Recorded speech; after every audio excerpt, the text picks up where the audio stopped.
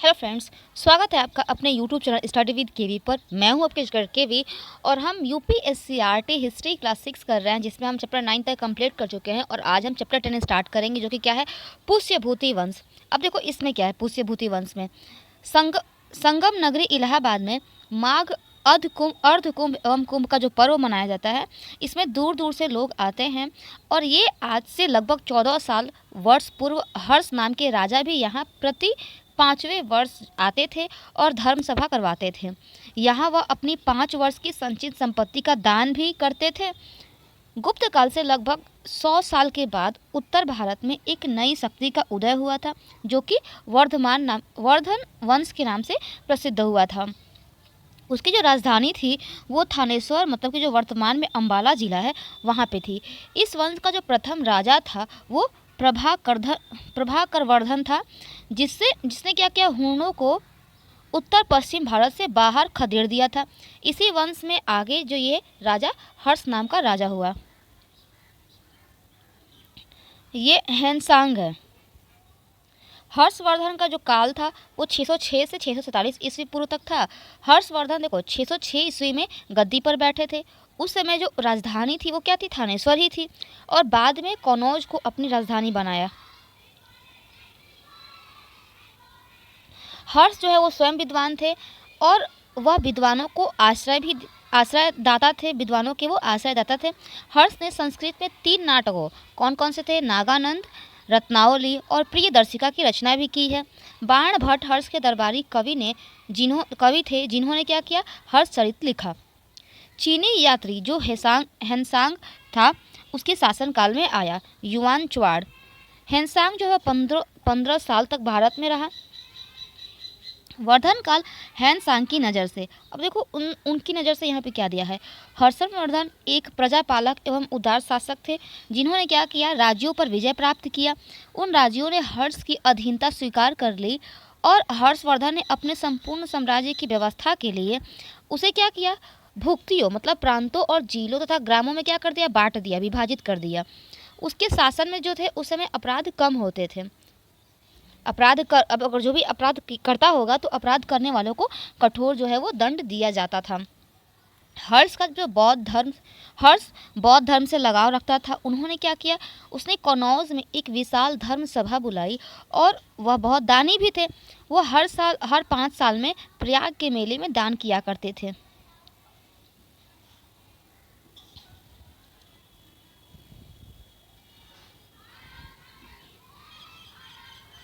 (647 ईस्वी में हर्षवर्धन की मृत्यु हो गई और लगभग 40 वर्षों तक उन्होंने शासन किया। उनकी मृत्यु के बाद केंद्रीय शासन सत्ता छिन्न भिन्न हो गई और उत्तर तथा दक्षिण भारत में छोटे छोटे राजवंशों की स्थापना भी हुई। तो यहाँ पे ये आपका चैप्टर 10 कंप्लीट हो चुका है। तो अब मैं चैप्टर 11 भी स्टार्ट कर दे रही हूँ इसी वीडियो में। चैप्टर 11 आपका है उत्तर भारत 7वीं से 11वीं शताब्दी तक।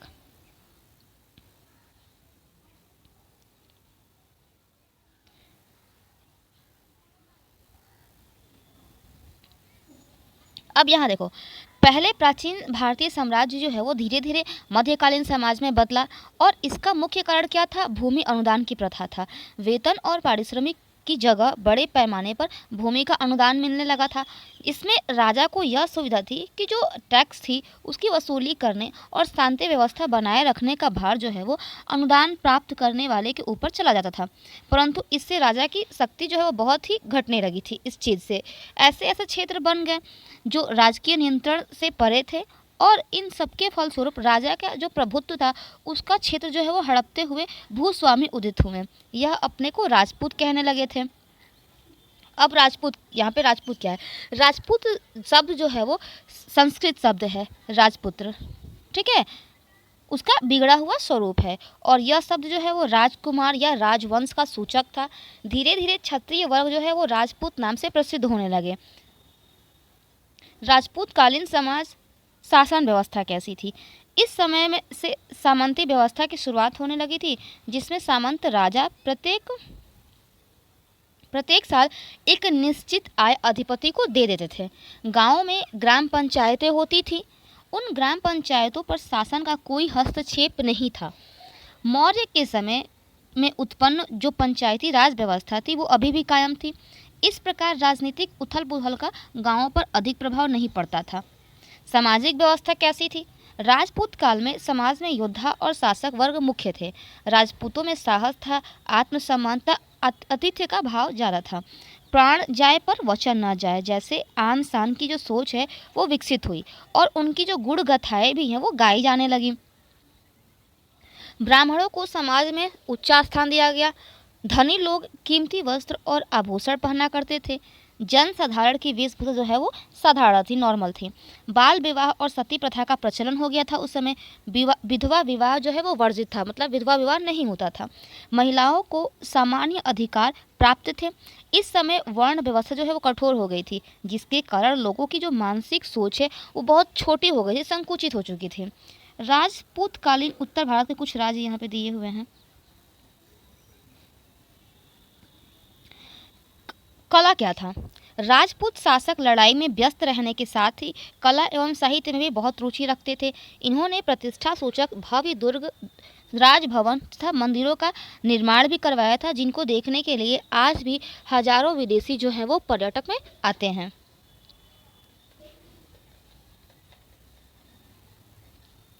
ये भुवनेश्वर का लिंगराज मंदिर है। उत्तरी भारत के राजाओं ने कई भव्य मंदिरों का निर्माण करवाया था, जैसे कि भुवनेश्वर का लिंगराज मंदिर। चंदेल राजाओं ने शिव, विष्णु तथा जैन तीर्थकारी को समर्पित कई मंदिर बनवाए, जिसमें खजुराहो का कंदरिया महादेव मंदिर अपनी बनावट के लिए जो है वो बहुत ज़्यादा प्रसिद्ध है। ये सभी मंदिर पीले रंग के बलुआ पत्थरों से बनाए गए हैं। इन मंदिरों में आज भी जो है वो सांस्कृतिक कार्य किए जाते हैं। ये कोणार्क का सूर्य मंदिर है। कोणार्क का सूर्य मंदिर गंग वंश के नरसिम्हा प्रथम के द्वारा बनवाया गया था। यह मंदिर एक रथ के आकार का है, जिसमें क्या है 12 पहिए हैं तथा 7 घोड़े इस रथ को खींचते हुए दिखाए गए हैं।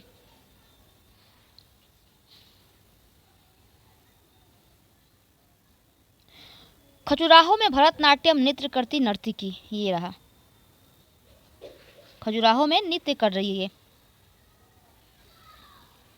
मंदिरों का व्यय चलाने के लिए जो उच्च वर्ग के लोग थे वो सोना, चांदी, कीमती पत्थर और मोती इत्यादि भी दान में देते थे। इन मंदिरों की विशेषता क्या थी कि ये धन्य धान्य से परिपूर्ण थे, मतलब धन की यहाँ कमी नहीं थी, जो भारत में विदेशी आक्रमणों का क्या हुआ मुख्य कारण भी बन गया। शिक्षा एवं साहित्य कैसा था? राजपूत शासकों के समय में आश्रम, पाठशालाओं एवं विश्वविद्यालयों में शिक्षा दी जाती थी। इस समय जो है वो नालंदा, विक्रमशिला, उज्जैनी, कनौज, काशी, धारानगरी प्रमुख शिक्षा केंद्र उस समय थे। इसी काल में नाटक, काव्य एवं ग्रंथ भी लिखे गए, जैसे राजशेखर की बाल रामायण, भारवी का किरातार्जुनी, माघ का शिशुपाल वध, ये सारे नाटक हैं। कल्लड़ की राजतंगरी ऐतिहासिक ग्रंथ है। जयदेव का गीत गोविंद ये काव्य है, संस्कृत भाषा में क्या थे लिखे गए थे। इसी काल में जो क्षेत्रीय भाषा है जैसे कि हिंदी हो गई, बंगाली, मराठी, उड़िया, गुजराती आदि में भी क्या होने लगे ग्रंथ लिखे गए थे। उदाहरण में क्या दिया हुआ है, जैसे चंद बरदाई की जो पृथ्वीराज रासो का जो वीर गाथा है वो जो काव्य है वो हिंदी में लिखा गया है। भवन निर्माण कैसे होते थे? मोटे तौर पर भवन निर्माण की 2 शैलियाँ थी। कौन कौन सी? उत्तर भारतीय और दक्षिण भारतीय। इनमें भेद तो था, मुख्यतः मंदिर के शिखर के आकार में देखा गया था, जो भी भेद था।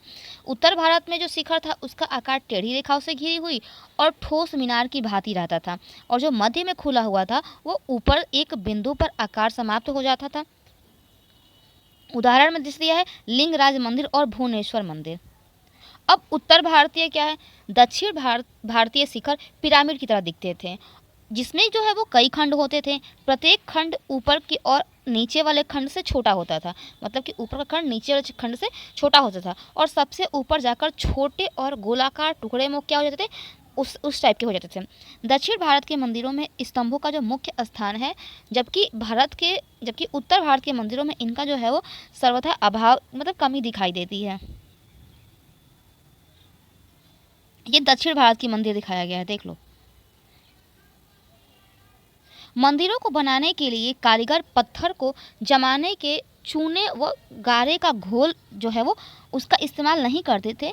इस विधि के बगैर ही वे बड़े बड़े पत्थरों को एक के ऊपर एक चढ़ाते जाते थे और जिससे वो क्या होता था, वर्षों तक टिके रहें। ये पत्थर एक दूसरे के भार से ही सैकड़ों साल तक टिके रहें। यहाँ पे और भी कुछ जानने के लिए दिया है। बंगाल का पाल वंश, इस वंश का जो संस्थापक था वो गोपाल था। इसने बंगाल की सीमा को बढ़ाया। देवपाल, धर्मपाल और इस वंश के अन्य शासक भी थे। पालों के शासनकाल में जो है वो जनता बहुत सुखी थी। साहित्य एवं कला का भी विकास हुआ था। बंगाल का सेन वंश, ये सामंत सेन ने सेन वंश की स्थापना की और बल्लान सेन, लक्ष्मण सेन इस वंश के अन्य प्रमुख शासक थे। सेन शासन काल में जो संस्कृत साहित्य का जो है वो बहुत ज़्यादा अधिक विकास हुआ और इसी काल में जयदेव ने प्रसिद्ध गीत गोविंद की रचना की। तो यहाँ पे आपका चैप्टर 11 जो है वो फिनिश हो चुका है। मैं नेक्स्ट वीडियो में चैप्टर 12 आपका कंप्लीट कर दूंगी और क्लास 6 में हिस्ट्री में आपकी चैप्टर 12 तक ही है, ठीक है। अगर आपको ये मेरी वीडियो अच्छी लगी है तो आप इसे लाइक कीजिए, अपने दोस्तों के साथ शेयर भी कीजिए और मेरे चैनल को सब्सक्राइब कीजिए। अगर आपको ये वीडियो अच्छी नहीं लगी तो आप कमेंट सेक्शन में मुझे कमेंट करिए कि आपको ये वीडियो अच्छी क्यों नहीं लगी, मैं उसे इम्प्रूव करने की कोशिश करूँगी। Thank you.